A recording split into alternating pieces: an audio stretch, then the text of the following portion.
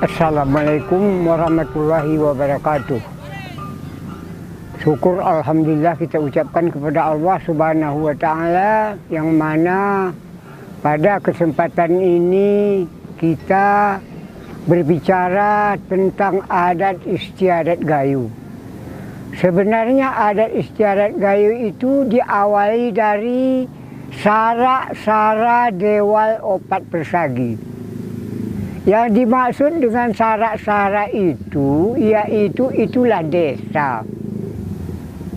Yang dimaksud dengan dewal opat persagi, di dalam desa itu ada 4 orang yang berperan. Pertama saudara, yang kedua orang tua, yang ketiga pegawai, yang keempat pengulun tu. Adapun yang 4 ini ada masing-masing mempunyai fungsi. Saudara berfungsi lepas berulu, taring beraih, salah bertegah, benar berpapah. Itu kekuasaan saudara. Orang tua adalah musidik sasat. Artinya daripada musidik sasat ini dia mengetahui sifat, peril dan jisim ni tiap-tiap masyarakat ini.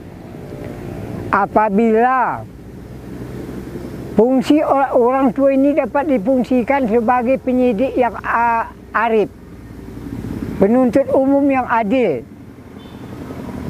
Apabila ada sesuatu kejadian di dalam desa, orang tua dapat menentukan iat penyabit alal mal mata benda. Ika kuring arah penggarut ni ke hitam arah betoran mangan ni. Jadi itu yang disampaikan kepada raja, supaya raja ini dapat dan mudah memutuskan suatu persoalan. Karena berdasarkan penyediaan dari orang tua. Itulah fungsi daripada orang tua. Pegawai, iaitu perlu sunat. Si memetihi halal, hurum halal, sah, hurum batal. Dan sekaligus dapat berfungsi di dalam sintu murib dan sintu mati. Saudara orang. Pengulun tu musikat sifat. Iaitu remalan termulu menegang tali, konul terukan memutus peri. Mengantarkan masyarakat kepada keadilan dan adil di dalam kemakmuran, makmur di dalam keadilan. Sekaligus dapat memperhatikan hak, tugas, kewajiban serta hak. Itu tugas daripada jemaah opat. Di atas jemaah opat ada lagi Raja Cik berempat. Cik berempat ni pertama Raja Gula, kedua Raja Bukit, ketiga Raja Remah, keempat Raja Kemala. Raja Gula ni mempunyai wilayah masing-masing. Itu tiap-tiap raja mempunyai wilayah masing-masing.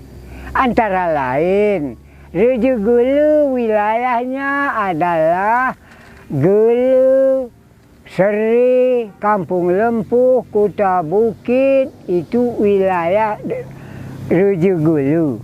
Dan Bandar Baru.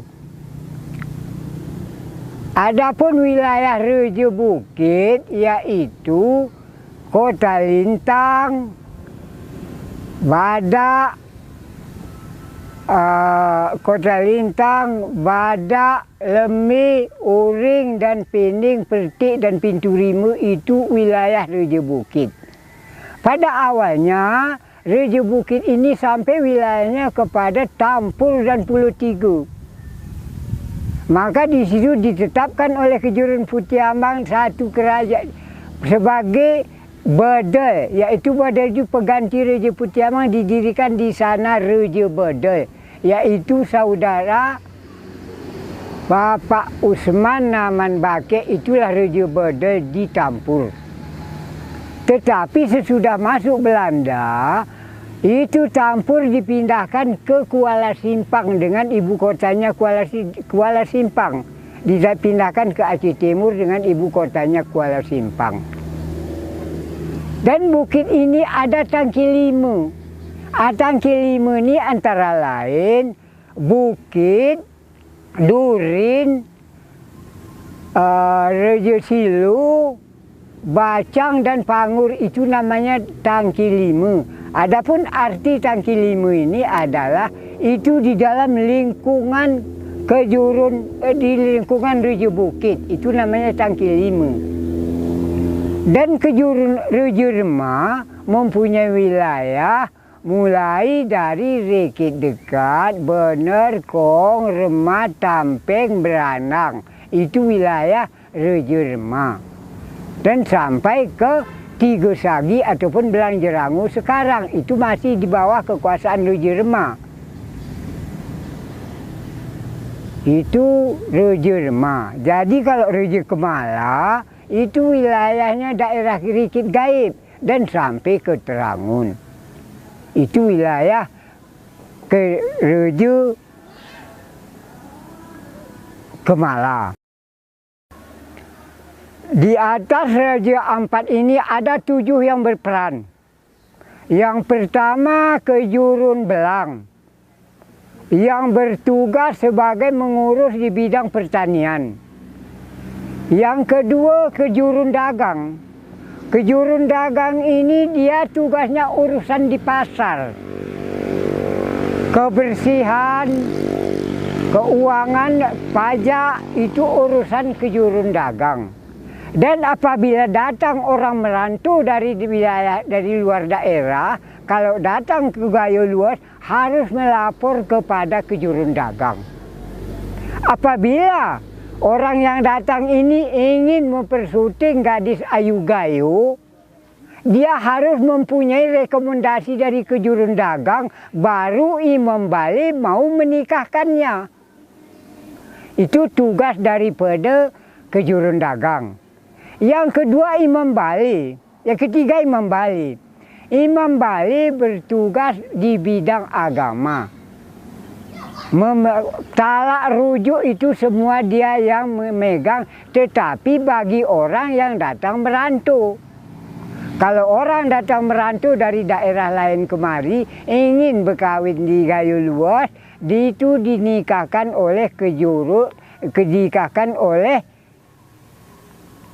Imam Bali. Tetapi Imam Bali mau menikahkan harus ada rekomendasi dari Kejurun Dagang. Itulah tugas daripada Imam Bali. Yang keempat yaitu Petua Dalam. Petua Dalam tugasnya sangat berat. Apabila ada perselisihan antara Rejo yang 4, baik Rejo Remah, Rejo Gulu, Rejo Bukit, ada perselisihan, itu yang mendamaikan harus Petua Dalam. Petua Dalam mampu mendamaikan. Itu yang diberi tugas daripada Petua Dalam. Yang kelima adalah Hakim Lemih. Hakim Lemih pada zaman dahulu ada satu di sini kegiatan Nirin Rejo namanya. Nirin Rejo ini yaitu di Sungai Metu, di Iwai Hilmi Nirin Rejo ini. Jadi di situ apa namanya itu Hakim Lemih, keamanannya dia yang tanggung jawab. Karena seluruh Gayo sudah berkumpul di sana untuk memandikan Rejo. Siapa yang dimandikan? Itulah Rejo namanya Putih Ambang. Kejurun Putih Ambang dimandikan di sana. Itu semua masyarakat Gayo Luas berbondong-bondong pergi ke sana. Diarak ke sana Rejo itu, di sana dimandikan. Itu yang memegang keamanannya, itulah Hakim Lemih. Itu Hakim Lemih. Itu tugas daripada Hakim Lemih. Udah itu ada satu lagi yang keenamnya adalah Kadi Musapat. Kadi Musapat di tiap-tiap desa kalau ada perkawinan dia yang melaksanakan nikahnya. Berkaitan dengan talak rujuk dia yang memegangnya. Tetapi itu di dalam wilayah. Kalau orang merantau kemari tidak boleh Kadi Musapat menikahkannya. Itu harus Imam Bali. Itu tugas daripada Kadi Musapat. Yang ketujuhnya yaitu Rejo Bedol. Raja Badai ini pengganti Kejurun Putih Ambang bertugas di Tampur. Karena Tampur ini adalah wilayah Raja Bukit. Jadi karena jauh bermalam sampai 2 malam ke sana, ditetapkanlah Bapak Usman Aman Bake sebagai Raja Badai di Tampur. Sebagai pengganti, arti Badai ini adalah pengganti Kejurun Putih Ambang, dia berkedudukan di sana. Segala sesuatunya dia tanggung jawab di sana. Tetapi sesudah masuk Belanda, itu Tampur dimasukkan ke wilayah Aceh Timur. Tidak lagi masuk ke wilayah Gayo Luas. Yang sebenarnya pada asalnya Tampur ini termasuk wilayah Gayo Luas. Itulah cerita daripada Raja Badai. Itu yang 7. Itu yang 7 itu semuanya di bawah komando Kejurun Putih Ambang. Itu pucuk pimpinan di Gayo ini adalah Kejurun Putih Ambang. Di atas itu ada lagi namanya SIM 14, yaitu apa namanya itu sebagai pengawal lah itu, panglima. Ingat hari siopat atur hari sipitu resap hari SIM 14. Itu yang 14 ini sebagai pengawal. Pengawal raja. Itulah yang 14 ini. Itu pada zaman dahulu. Tetapi sesudah masuk Belanda, itu dibentuk lagi Belanda yang berbentuknya ada lagi namanya anggota Lid Musapat. Lid Musapat ini dia yang memutuskan perkara. Kalau perkara-perkara besar, misalnya suatu pembunuhan, itu sidangnya harus anggota Lid Musapat. Sudah dikutip orangnya dari tiap-tiap desa. Antara lain, anggota Lid Musapat waktu itu di Gayo Luas, yang pertama Bapak Musa Amankong, yang kedua Lebih Lancar dari Bukit, yang ketiganya Tok Greta dari Gulu, yang keempatnya Aji Panjang dari Kota Panjang, yang kelima Panglacap dari Penosan, yang ketujuhnya Raja Jabo dari Terangun. Itu semua anggota Lid Musapat. Dia yang memutuskan apabila orang ini mau dibuang, dia yang menentukannya. Itu namanya anggota Lid Musapat di dalam sidang. Tetapi itu sidang besar, pembunuhan. Kalau sudah anggota Lid Musapat ini membilangkan dibuang, itu harus dibuang. Kemana dibuang? Ke Betawi, ke Jawa Tengah, yaitu apa namanya, macam sekarang ini ada tempat buangan di Jawa Tengah. Cilacap. Kalau kita kembali, kita berbicara tentang Sarak-Sara Dewa Lopat Persagi. Di situ Dewa Lopat Persagi ada mempunyai wilayah. Wilayahnya adalah 3. Pertama namanya Burprutemen, yang kedua namanya Aihaunen, yang ketiga namanya Belang Penyemuran. Yang dimaksud dengan Burprutemen yaitu ada satu gunung yang terbatas untuk tempat mengambil kayu api. Itu tidak boleh dicampur dengan desa lain. Tentu batasnya sudah jelas. Umpamanya Burprutemen wilayah Desa Kong. Ada tertentu wilayahnya dan tidak boleh dicampuri oleh orang lain. Karena pada zaman dulu adat ini sangat ketat. Enggak macam sekarang ini. Yaitu kalau orang pergi ngambil kayu api, kalau ada datang anak-anak lajang dari kampung lain, itu namanya sudah melanggar adat. Maka di situ tersebutlah namanya jangkat metus di Burprutemen. Jangkat metus di Burprutemen ini adalah suatu perbuatan yang terdapat di Burprutemen itu, antara muda dan mudi dari desa lain. Itu namanya jangkat metus di Burprutemen. Karena umpamanya saya taruh misal Desa Kong, itu tertentu wilayahnya, tertentu berperutamannya, tertentu aihahunannya, tertentu belang penyemurannya. Tidak boleh campur. Kalau dicampur itulah maka kalau sekarang kita membicaranya pun malu. Kena malu. Karena dulu kalau itu ada kejadian taunya main kelewang. Banyak yang mati kena kelewang.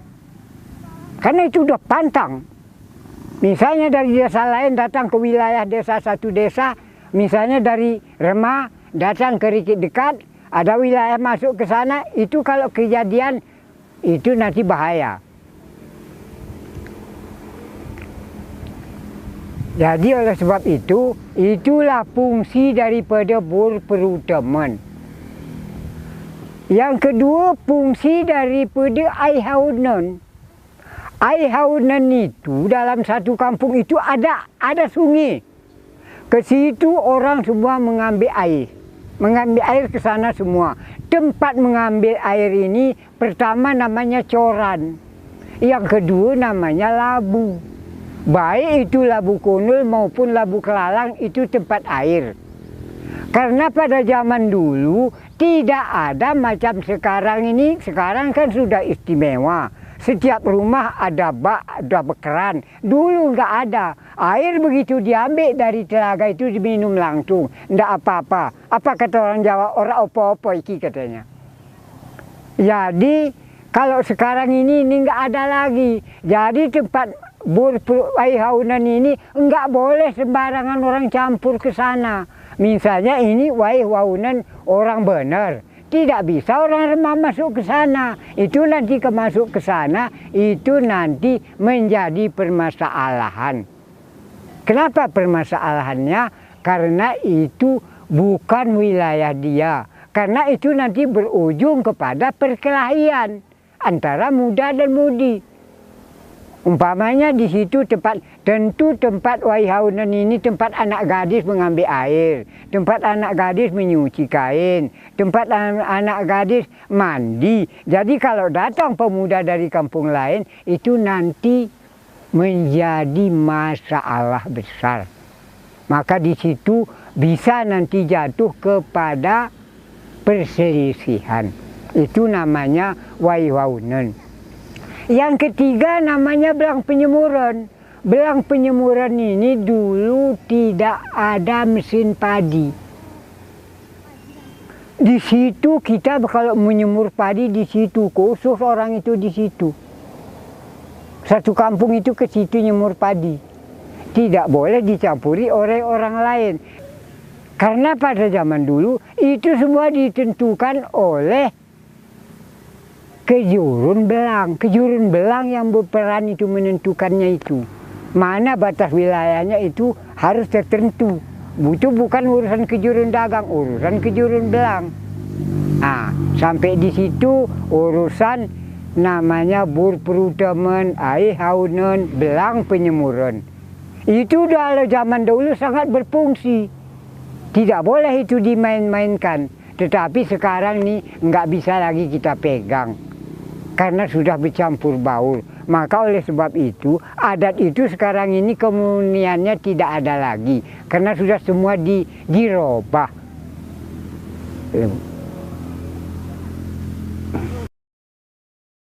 Sekarang kita berbicara masalah syarat-syarat Dewa Lopat Persagi. Di dalam syarat itu ada 4 ya berperan. Namanya Bali.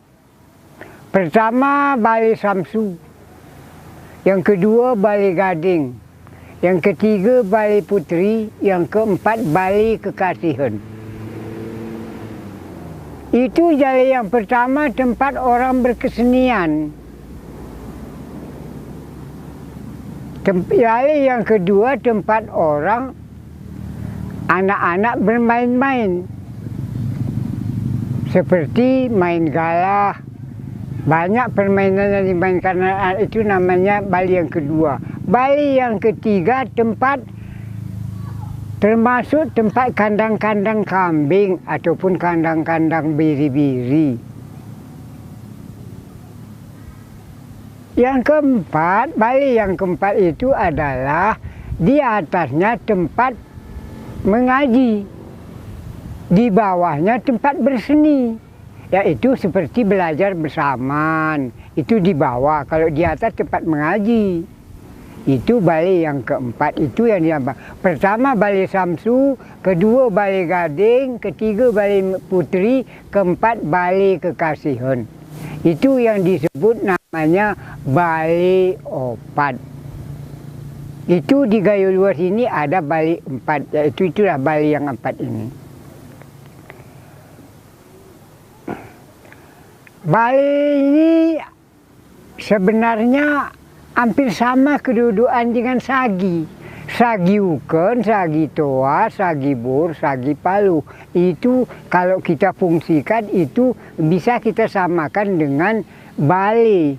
Sagi itu sagi uken, sagi toa, sagi bor, sagi palu. Itu adalah batas wilayah itu. Kalau sagi itu namanya itu batas wilayah. Tetapi kalau yang berfungsinya yaitu adalah namanya balai. Pertama balai Samsu, kedua balai Menteri, ketiga balai Putri, ketiga balai Samsu. Pertama balai Samsu, kedua balai Gading, ketiga balai Putri, keempat balai Kekasihan. Itu kalau difungsikan. Kalau berbicara kita tentang masalah sagi uken, sagi tua, itu batas. Kalau ke kanan sampai kemana batasnya, kalau ke kiri sampai kemana batasnya, itu batas itu sagi itu. Tapi yang berfungsi adalah balai. Itu yang sepanjang pengetahuan saya.